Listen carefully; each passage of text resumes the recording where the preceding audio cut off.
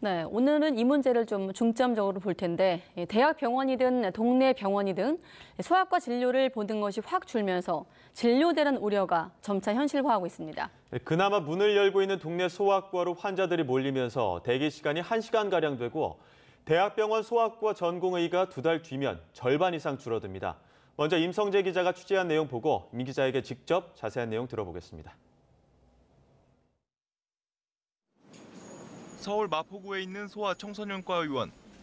진료 시작 1시간 만에 대기 공간은 어린이와 보호자들로 발디딜 틈이 없습니다. 진료를 받는 데까지 걸리는 시간은 기본 30분에서 1시간 남짓. 환자 입장에선 더욱 더디게 느껴질 수밖에 없습니다. 오늘 지금 한 30분, 40분 정도 한 것 같아요.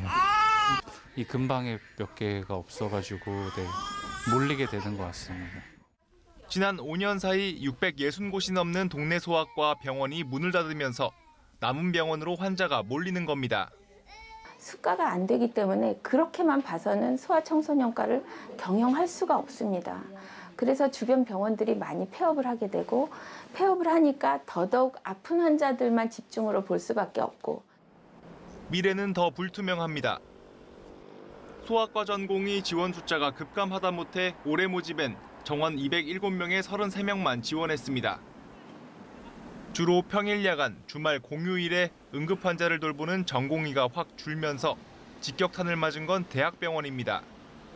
수도권 병원마저 입원 환자를 받지 못한다거나 진료 시간을 대폭 줄이는 현상이 나타나고 있습니다. 강남 세브란스 병원 응급실 앞에는 이처럼 밤 10시 이후엔 응급 소아 환자를 진료할 수 없다는 안내문이 붙었습니다. 저출산 영향에 비급여 항목이 거의 없다 보니 의사들이 꺼리고 있는 겁니다.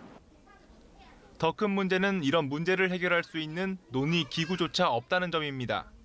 붕괴를 막을 대책이 필요하다고 계속 목소리를 내왔지만 뚜렷한 대책을 정부가 내놓지 않았고 보건복지부, 질병청, 기재부, 지방정부와 국회 그리고 소아과 전문의들이 협의체를 만들어서 당장 2달 뒤 4년차 소아과 전공이 188명이 수련을 마치고 대학병원을 떠나지만 충원되는 인력은 고작 33명에 불과해 진료 대란이 우려되고 있습니다.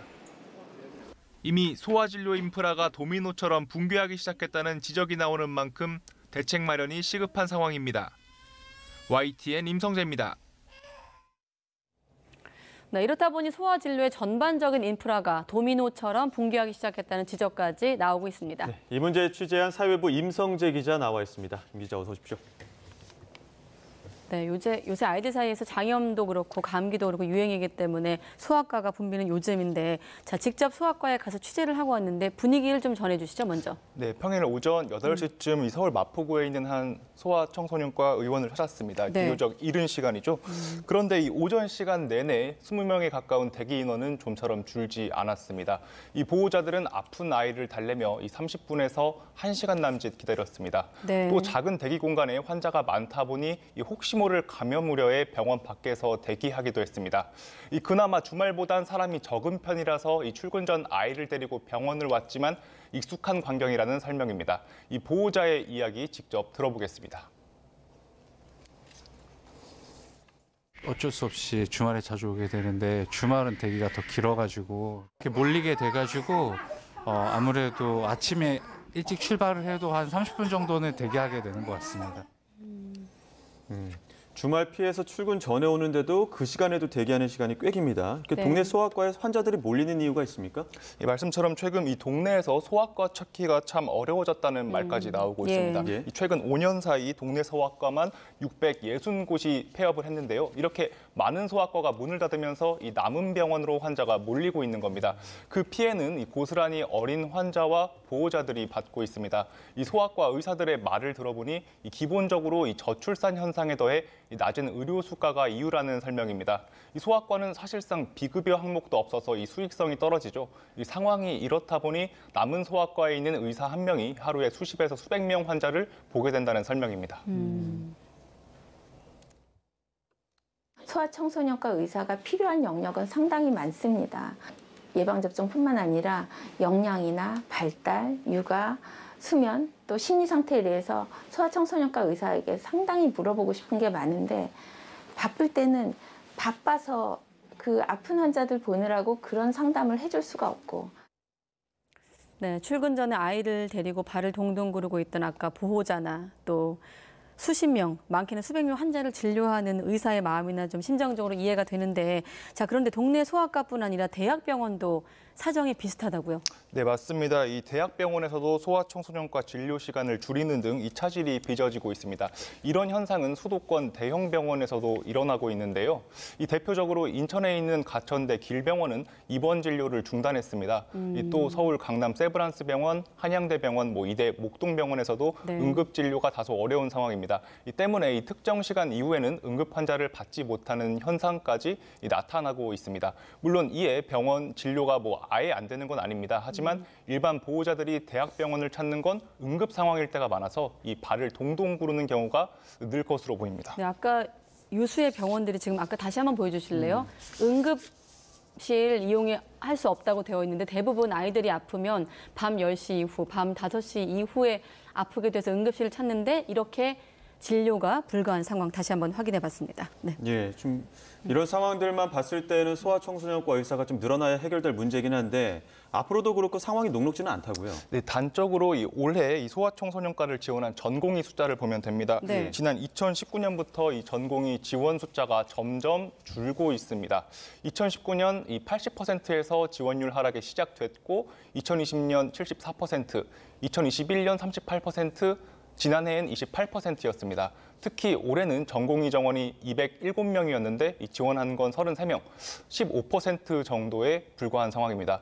이 문제는 당장 2월 말에서 3월 초 이 4년차 소아과 전공이 188명이 대학병원을 떠난다는 점입니다. 이에 반해 이 충원되는 인력은 5분의 1도 채 되지 않아서 말 그대로 진료 대란이 올 거라는 우려가 나오고 있습니다. 네, 188명 나가는데 충원은 33명. 그래서 2달 뒤에 진료 대란이 우려되고 있다는 얘기가 나오고 있는데, 자, 그런데 소아청소년과 비선호 현상을 단적으로 보여주는 지표가 또 있다고요? 네, 소위 빅5라고 불리는 서울 대형 병원의 소아청소년과 이 전공의 지원 숫자인데요. 네. 올해 전공의 지원 현황을 보면 정원을 모두 채운 병원은 5곳 가운데 이 서울 아산병원 한 곳밖에 없습니다. 나머지 서울대병원은 14명 모집에 10명, 삼성 서울병원은 6명 모집에 3명이 지원했습니다. 또 이 가톨릭대 병원도 13명 모집에 1명, 이 세브란스는 11명 모집에 아무도 지원하지 않았습니다. 인력 소모와 이 업무 강도가 높은 데 반해서 이에 걸맞은 일종의 보상이 약하다 보니까 이 비선호 현상이 뚜렷해진 겁니다. 예. 이런 소아청소년과 비선호 현상 해결하기 위한 어떤 대책들도 좀 나오고 있습니까? 기본적으로 의료 수가 개선이 이 방안으로 제시되고 있습니다. 예. 이 수가는 의료 서비스에 대한 비용인데 이 환자 부담과 건강보험 재정에서 지급되는 이 급여의 합계입니다. 쉽게 말해서 이 수가를 높이면 의사나 병원이 받게 되는 금액이 커지게 되는데요. 특히 소아과는 다른 과와는 달리 진료비로 창출할 수 있는 게 진찰료 정도입니다. 이 검사 항목이나 비급여 항목도 없다고 볼 수 있는데요. 이 소아청소년과 자체가 이 국민 건강을 위한 필수적인 과인 만큼 이를 유지하기 위한 처우 개선이 필요하다는 지적입니다. 네, 그래서 이제 요즘 아이들 데리고 내과나 이비인후과로 대체로 해서 가는 부모들도 있더라고요. 자, 이런 현상에 대해서 소아청소년과 전문의들의 생각도 궁금한데 어떤 해법이 필요하다고 좀 내놓고 있습니까? 네, 소아청소년과 전문의들의 입장을 한번 들어봤습니다. 네. 이 말씀드린 이 수가와 관련해서 이 소아 진료비에 대해서는 나이대별로 이 가산 수가를 계산하는 방안이 거론됩니다. 예를 들어서 이 기본 진찰료가 10,000원이면 1살 미만 영아는 200% 가산해서 3만 원, 1살에서 5살까지는 100% 가산해서 2만 원 등으로 책정하는 겁니다. 특히나 이 소아 진료의 경우 증상 설명을 보호자의 말에 의지해야 하는 등 그렇죠. 성인 환자에 비해 상당히 까다롭고 힘들기도 하죠. 그만큼 저평가된 진료 수가 개선이 필요하다고 보는 겁니다. 또 이 정부와 이 소아과 의사들이 모여 현장 상황에 맞는 대책을 논의할 수 있는 이 상설기구가 필요하다는 입장입니다. 이 복지부나 질병청 그리고 기재부 등 유관부처와 함께 하루라도 빨리 중단기 대책을 마련해야 한다는 주장입니다. 그런데 아직 이 같은 기구는 없는 실정입니다. 이미 재난 상황에 들어간 단계이기 때문에 보건복지부, 질병청, 기재부, 지방정부와 국회, 그리고 소아과 전문의들이 협의체를 만들어서 시급하게 대책을 마련해야 그나마 희생되는 아이들이 줄 거라고 생각합니다. 예. 지금 뭐 현장에서도 정부 대책을 요구하는 상황인데 지금 정부에서 어떤 노력들 하고 있습니까? 최근 복지부는 이 중증 소아 진료 과정에서 발생한 손실을 보상해주는 사업을 시작했습니다. 아직은 시범 단계인데요. 이 서울대병원 등 전국 9개 이 어린이 공공전문 진료센터가 대상입니다. 이 복지부는 의료 적자분에 대해 일괄적으로 사후 보상하는 방식을 처음 도입했다고 큰 의미를 뒀는데 의료계에선 이 엄발의 오줌 누기에 불과하다는 지적입니다. 이미 수십억 원 이상 적자를 봐온 해당 병원들에 대해서 이제서야 관련 대책을 내놨다는 건데요. 이 앞서 소아과 의사들이 언급한 수가 개선이나 이 상설 협의체 신설 등은 요원한 상태입니다. 이 복지부 관계자는 이 현장 의견을 최대한 듣는 중이라면서 검토는 하고 있지만 구체적으로 뭐 결정된 건 없다고 설명했습니다. 네, 뭐 저출산 문제 YTN도 여러 번 보도하다시피 국가적 현안인데 이렇게 좀 소아과 어떤 대란을 지켜보니 정작 아이들 키울 환경은 여전히 마련되지 않고 있다는 생각까지 듭니다. 네, 사회일보 임성재 기자와 함께했습니다. 잘 들었습니다.